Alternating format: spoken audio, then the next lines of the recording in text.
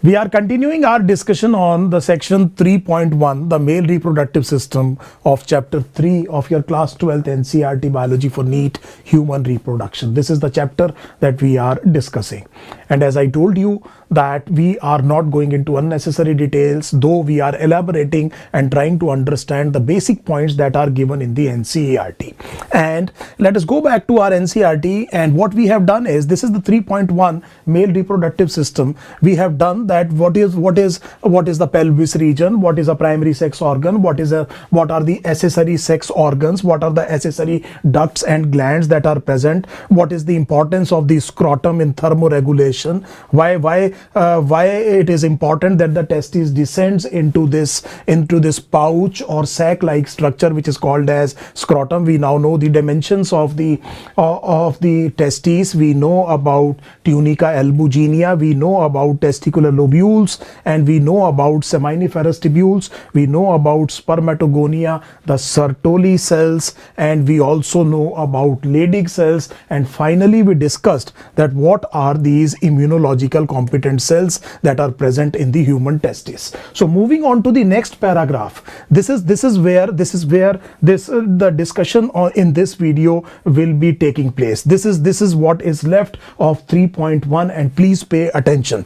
Now the basic thing to understand is that the testes, which are located in the scrotum, covered by a connective tissue which is called as tunica albuginea, that sends the partition or the septa dividing the testes into different lobules, and each lobule is having a curved tubule which is called as seminiferous tubule, and the sperms are actually formed inside the seminiferous tubules. Now this sperm has to be ejaculated out. You know the process of deposition of the sperm in the female genital tract is called as insemination, one of the events in sexual reproduction in human beings. So for insemination to occur, the sperms must pass out the male body, pass out of the male body and get deposited in the female body, the process of insemination, and that will occur through what is called as a tube which is called urethra.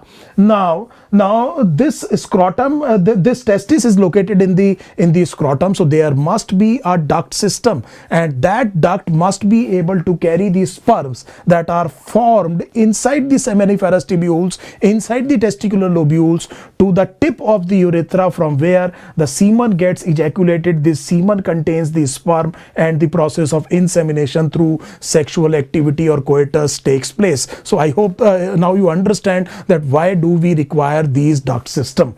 So again, going back to your NCERT, we will be talking about the different words that have been highlighted. We will try to understand what is vasa efferentia, what is rete testis, what is epididymis, seminal vesicle, and obviously what is urethra and vas deferens. So all these terms we will be discussing in detail, and we will try to understand what is the message, what are the points that are important for your NEET and conveyed in your NCERT textbook.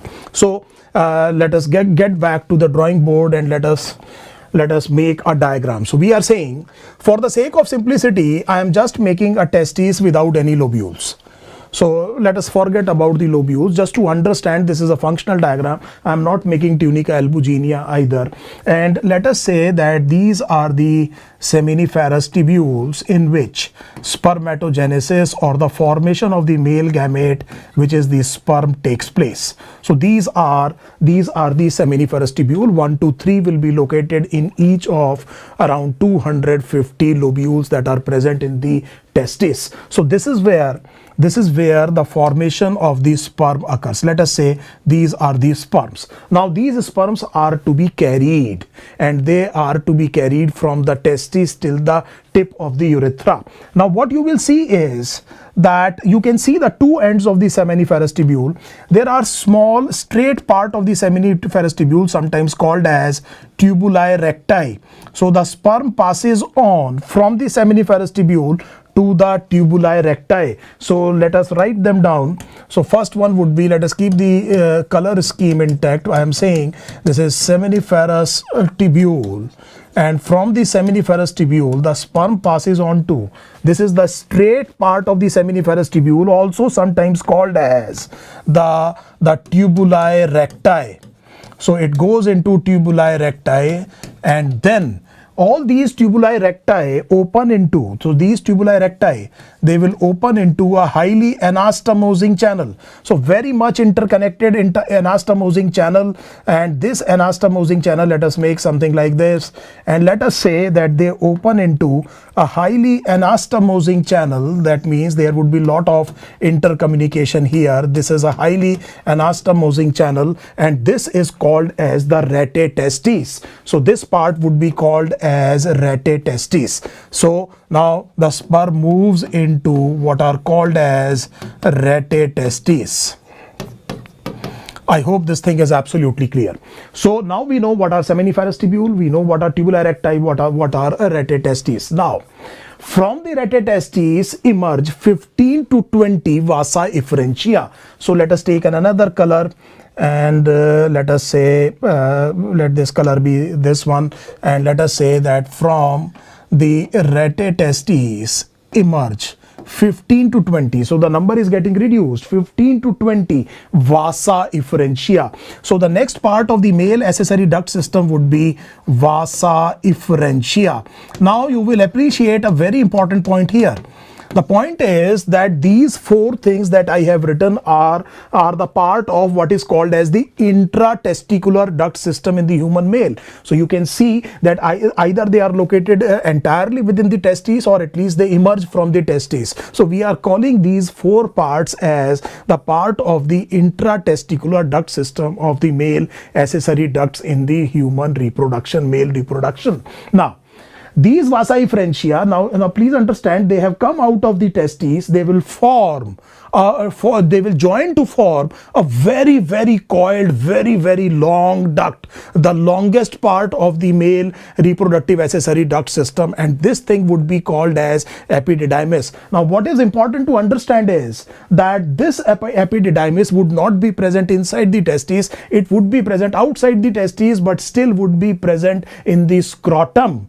So this is the point to understand. Now what I'm saying is that, okay, now these things, they join to form a very, very coiled duct, a highly coiled duct, and you can appreciate that what I am making is can be differentiated into three distinct parts of this duct system. This duct system is called as the epididymis. So remember, I told you that epididymis is the longest part of the male accessory duct system, and it is still present within the scrotum, but outside the testes, and it is said to have a head, and you know the name of the head for in biology would be caput. So this part would be the caput epididymis. This is the main body of epididymis. This would be called as corpus. So this is corpus, and this is the tail part of the epididymis, which will be appropriately called as cauda epididymis. Now when the sperm enter from vasa efferentia to the caput epididymis, they do not have the ability, they have not yet developed the ability for motility. So you know that the human sperm ultimately will move with the help of its own flagellum. It has a tail, and what I am saying is that the sperms that are entering into the caput are very immature. That means they do not have the capability of locomotion, and they do not have the capability of fertilizing the ovum, and that is what happens in the epididymis. So because it is a very, very lengthy duct, you can easily appreciate that the majority of their lifetime the sperm within the human male body will be present in the epididymis, and that is why we say that the sperms are actually stored in the epididymis, mainly the cauda part, and by the time they are transferring from the caput to the cauda part, they also get mature. What does it mean? It means that they develop the ability of showing locomotion and the ability of fertilization, though they may not require both the processes right now. You are absolutely aware of this thing. The final maturation of the human sperm actually occurs by a process which is called as capacitation, and that occurs within the female genital tract. And these are the small tubules, and peristalsis will also be taking place here, propulsing the sperm. So what I am saying is that this sperm gets matured, it gets stored in the epididymis. These are the functions of epididymis, very coiled structures, and we are saying that they are the lengthiest part of the accessory duct system in the human males. I hope this part is absolutely clear. Now, from the cauda or the tail part of the epididymis begins a shorter, straighter duct. It is not that much convoluted. It is not very coiled. It is a shorter, it is a broader, and it is relatively straighter duct. So which means that let us take another color. There is another duct that will actually begin from here, and this is relatively, we are saying, is not highly coiled. It is relatively straighter. You can see that it is broader and it is straighter as well, and this duct would be called as vas deferens or ductus deferens. So from epididymis the sperm moves into vas deferens. So what is important to know or revise about vas deferens is that these are the male accessory ducts that are cut and ligated during the vasectomy procedures. So you know about the surgical procedures for ensuring male, we would say sterility. These are terminal procedures rather than contraceptive, and we know that vasectomy is the cutting of the vas deferens and then ligating the cut ends. This is the question that we must revise right now. Now, as you can see that this is going up. The sperms are going up in the vas deferens, and through that inguinal canal through which the testes had descended, the vas deferens also ascends back into the pelvic cavity. So testes have descended from the pelvic cavity into the scrotum. Now this is the duct. Now this is the duct that is going back into the lower part of the abdominal cavity, which is what is called as the pelvis or the pelvic cavity. So again, looking at the NCERT, your NCERT says that the seminiferous tubules of the testes open into vasa efferentia through rete testis. I hope this is absolutely clear. So seminiferous tubules open into vasa efferentia through rete testis. So that means, look at our diagram, we are saying that the seminiferous tubules open into vasa efferentia through rete testis. There is another word that I have added which is called as tubuli recti, and then my NCERT says that the vasa efferentia leave the testis. This is what I was pointing out, and open into the epididymis located along the posterior surface of each testis and leads to a vas deferens that ascends to the abdomen and then loops over the urinary bladder. Now what happens is that this duct goes back into the abdomen, lower abdomen, which is the pelvis, loops over the bladder and then runs a forward course. Because you know that the male copulatory organ will be used for the ejaculation of the semen, and it will be having urethra. So this duct must be looping over the bladder in the lower abdomen and then coming like this, and then it will be then it will be joining what is called as the urethra, that will be in human males will be used for both urination as well as ejaculation of semen. So I hope this thing is absolutely clear. So the next diagram that I am going to make would be the diagram that this duct system will actually take course in the lower abdominal cavity, which is the pelvic cavity.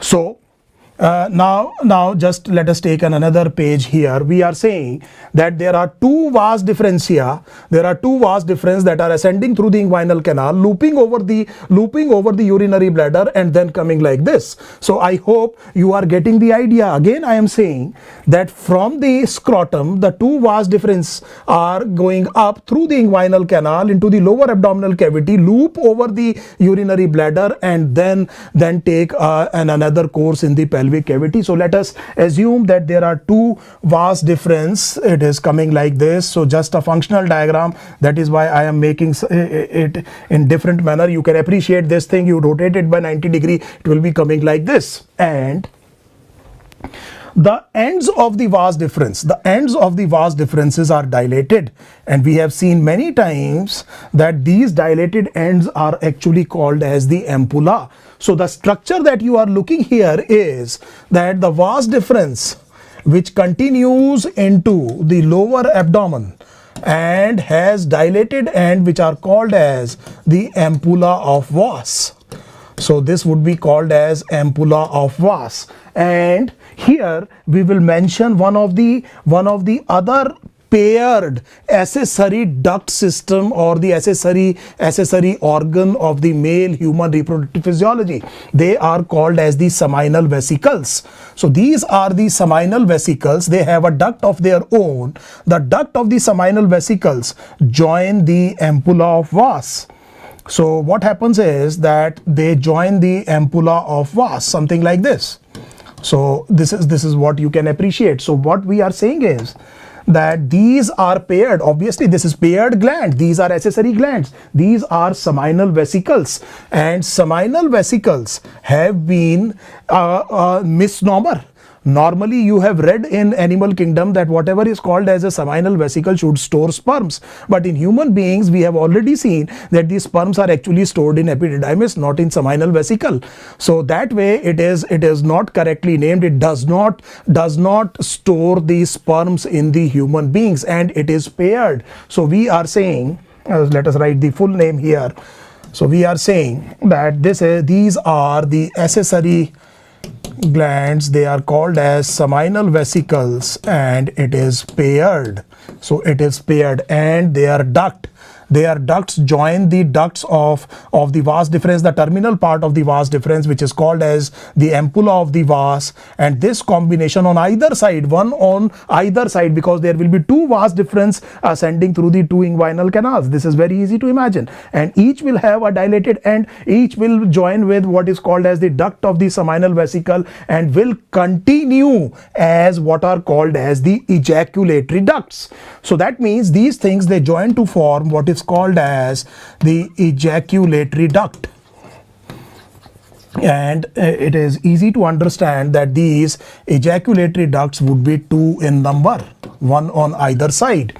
So let us take another color, and we say that these are the ejaculatory ducts. So this combination continues in as ejaculatory ducts. Now let us go back to the NCERT, revisit our NCERT, and let us see what NCERT says. So the epididymis leads to vas deferens that ascends to the abdomen, obviously through the inguinal canal, loops over the urinary bladder. It receives a duct from seminal vesicle. So I have added a part which is called as the ampulla of the vas, and opens into urethra as the ejaculatory duct. Now just look at the language. So we are saying that this is the ejaculatory duct that opens into the urethra, and that is what I am saying, that the duct of the seminal vesicle and the vas deferens, terminal part of the vas deferens, they join to form ejaculatory duct. This ejaculatory duct will open into the urethra. I hope this thing is absolutely clear. The language of NCERT is now absolutely sure. Now what happens is that the males also have an unpaired gland, and this unpaired gland is actually called as the prostate. So that means there is another accessory gland in human beings. Now this is prostate, and these ejaculatory duct continue into the prostate, are surrounded by this unpaired structure which is called as the prostate. Now you may argue, sir, that you are saying that these are unpaired and yet you are making two in number. This is a section. It is like a donut shaped, and therefore you can see that the two ejaculatory ducts will enter like this, and therefore this is a donut shaped organ. So you know about what is the shape of the donut, and if I make the cut section, one part will be appearing on the upper side, the other would be appearing on the lower side. But make no mistake about it that this prostate is not a paired gland. And the prostate frequently enlarges in the males, very, very universally, I would say. A large percentage of the males have a benign prostatic hyperplasia, an enlargement of the prostatic gland, or benign prostatic hypertrophy after the age of, say, for example, 40 to 50 years. And it almost always happens in all the males as and when they age. And then because you know that urethra is the common passage for both the urine and the semen in the human males. So just imagine that these vas deferentia, they were looping over the bladder. You know about bladder, you know about the beginning of the urethra at the bladder. That urethra will be coming and entering into the prostate. And into that urethra will open the ejaculatory duct. I hope this thing is absolutely clear. So we are saying that this is prostatic urethra, and the ejaculatory ducts open into it. So do the prostatic ducts. So the prostatic ducts also open, and we are saying that this is urethra and the ejaculatory ducts. This is what NCERT was telling me, that as the ejaculatory duct, these and opens into the urethra as the ejaculatory duct. And now here it would be easy to remember that the urine is coming, the semen is also coming, and it is the same passage that is utilized for both ejaculation of semen as well as urination. Mind you, in female the things are separate, and this is the urethra, and immediately you can understand the consequence of the enlargement of the prostatic gland in the aged male. It will press upon urethra, and if it will press upon urethra, there will be problem with urination. So there would be problem with urination. Now what happens is that we will require this space, so let me rub this. I hope you have understood this part.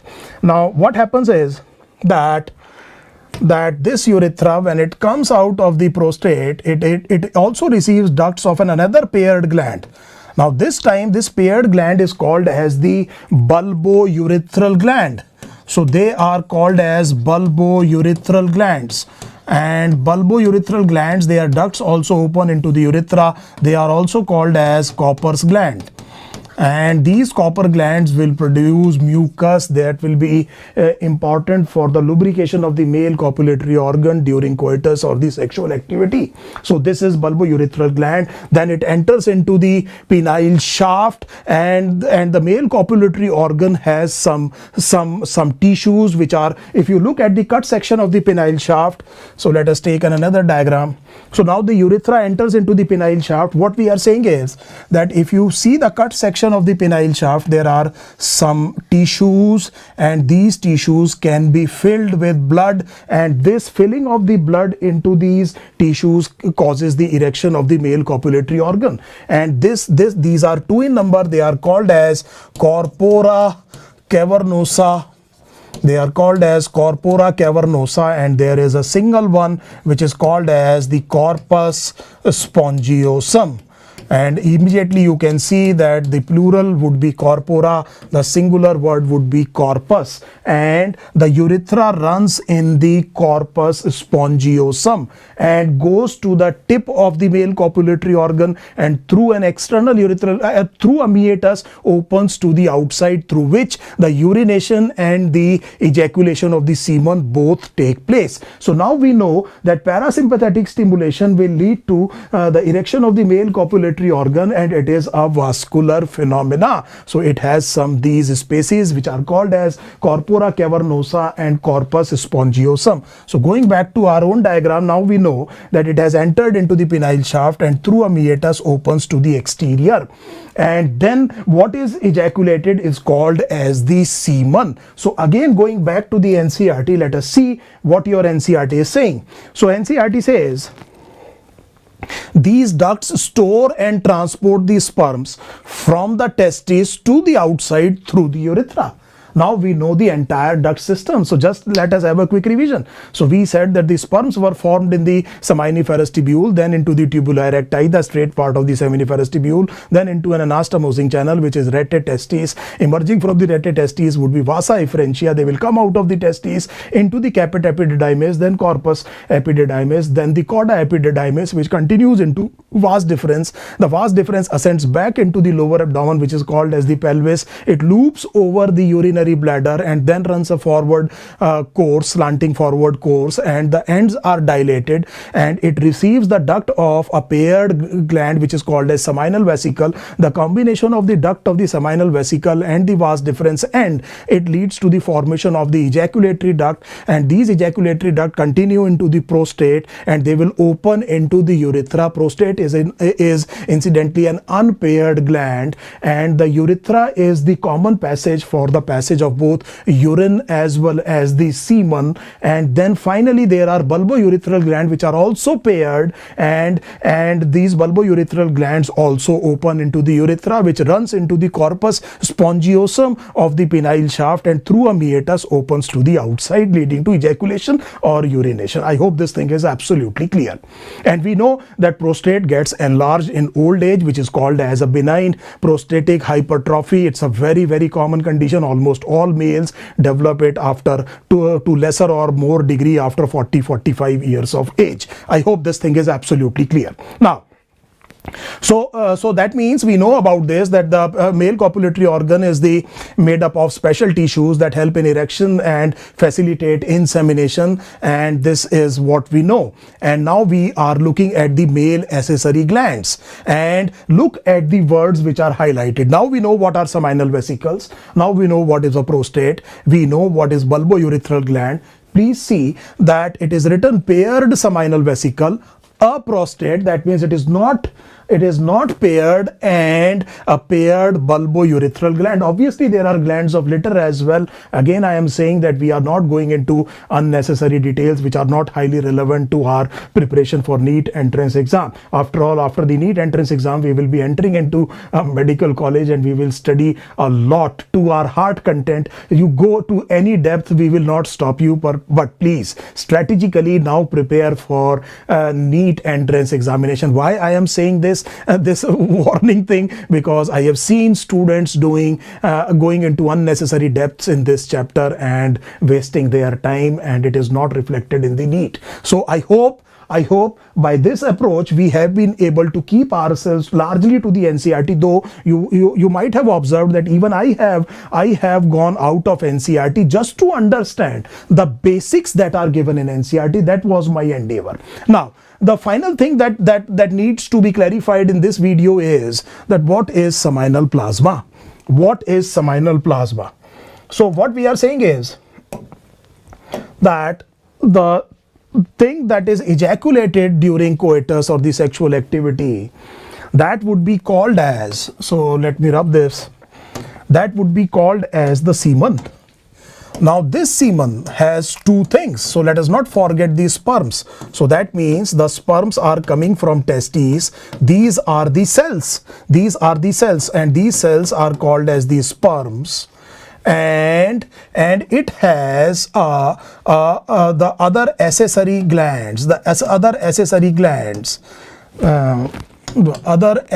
glands, they contribute what is called as the fluid portion, which is the seminal plasma. So that means the two components of semen would be, one, sperm, and second would be seminal plasma. The sperms obviously are coming from the testes, and the milieu or the environment in which the sperms are present are called as the seminal plasma. It is very easy to understand that these seminal plasma will be because of the contribution of seminal vesicles, because of the contribution of prostate, and because of the contribution of the bulbourethral glands, also called as the Copper's gland. I hope this thing is now absolutely clear. Now, what purpose does seminal plasma serve? This is a very important question to understand. The sperms have a very high mortality in the acidic environment. So if the environment is acidic, the sperms have a very high mortality. and the secretions in the female genital tract are acidic in nature, and therefore you can easily appreciate that the sperm mortality would be high. So seminal plasma, number one, it should provide for alkalinity. Now this alkalinity will be used to neutralize the acidic secretion in the female genital tract. That you know that acidic environment in the female genital tract adversely affect the lifespan of these sperms. Number two, just have an idea that say for example, let us say that an average semen would be, say for example, 3.5 ml. So, and each ml of semen on a higher side can have 100 to 120 million sperms. Believe me what I am saying. And what I am saying is that this is on the higher side. This would not be the number normally, but I am taking the higher value just to give you the extent of the thing. I am saying that around 3.5 ml of semen, it can be anything between 2 to 6 ml. So this an average we are taking 3.5 ml. We are saying that on a higher side, mind you, again and again I am saying, on a higher side, each ml, it is not total, each ml of the semen may contain 100 to 120 million sperms. These are cells, and please remember that in 3.5 it can go up to 400 million. And can you imagine that each ejaculate can have 400 million sperm? The female probably would be producing only 400 ova during her entire reproductive age from menarche to menopause. So on the one side, I am obviously taking the extreme values. On one side, there are 400 million in each ejaculate and only 400 ova during those entire 30-35 years of the reproductive age. Just imagine the stark contrast between the two. This is very important to understand. And how do you keep these things together? So there are millions and millions of these sperm. How do you keep these things together? So that means the seminal plasma to begin with should be a coagulum. It should be a viscous type of fluid, and therefore we will want that it should be a coagulum. There must be a mechanism by which the seminal plasma acts as coagulum, but once it is inseminated, it is deposited in the female genital tract, then these sperms must come out of the coagulum, which means that it must be able to fluidize. So that means we want something in the seminal plasma to be present that causes this coagulum, which is formed initially, to fluidize after some time of the deposition of the semen in the female genital tract. Now the other important point is that this is a male cell being deposited in the female body. This is certainly a foreign cell, and you expect an immune response against this. So there must be something that will take care of the immune response if it occurs in the female body for the sperms that have been deposited. So somehow I have to take care of the immune response that may lead to the rejection of these sperms. This needs to be done. And if you look that they have to carry their own fuel, the source of energy, and so you know that they will be after capacitation in the female genital tract, they will become hypermotile, and a large amount of energy is needed, and therefore that fuel or the source of energy must be carried, and that means you require a source of energy. Now after understanding this, let us understand the composition of the seminal plasma. Now we say that majority of the seminal plasma is actually contributed to by the seminal vesicles, and this is roughly 70% of the total seminal plasma that is contributed to by the seminal vesicle. Without going into unnecessary details, let me tell you that please remember that this seminal vesicle contains fructose, and this is the source of the energy that we are talking about, and it is alkaline. It has to be alkaline. It cannot be acidic in nature, that we have understood. And if you look at the prostate, this would be around 20 to 25% of the seminal plasma. The contribution comes from this unpaired gland, which is prostate, and it contains a fibrinolysin. Now this fibrinolysin or plasmin would be responsible for fluidizing the coagulum, just to give you an idea. And I have already told you that the bulbourethral glands will be producing mucus, that would be responsible for the lubrication of the male copulatory organ during coitus. So if we look at the other thing, just for the sake of our interest, it also contains, the seminal plasma also contains prostaglandins, and prostaglandins are modified fatty acids, and these prostaglandins will be involved in the suppression of the localized immune response that might be because of the female body. So these prostaglandins are used in the suppression of the immune response. So just to give you an idea, it also contains calcium. This is what your NCERT says. So your NCERT says it contains fructose, it contains certain enzymes, I have told you, and it also contains calcium. It also contains actually zinc, and zinc is now known to be having a very important effect in the male fertility. The stability part of the DNA, you will learn in higher classes, is actually requiring zinc as well. So not only calcium, it can have zinc as well, and this is what the semen is composed of. This is seminal plasma. The contributions are by these glands, and this is the function that the seminal plasma must be fulfilling. And this is what your NCERT says, that secretion of these glands constitute the seminal plasma, and this seminal plasma, your NCERT says, has fructose, certain enzymes, and calcium. So this finishes 3.1. So which is rich in fructose. Look at this, which is rich in fructose, calcium, and certain enzymes. So now we know what it is. The secretions of the bulbourethral glands also help in the lubrication of the male copulatory organ. So I hope now we understand that what exactly was written in the section 3.1 of your NCERT textbook, and I hope you have understood well. This is the easier part, mind you. We will be going into the female reproductive physiology, which is the more difficult part, but I hope you are enjoying these videos, and these are being very helpful for your final preparation for your NEET entrance exam. Thank you so much.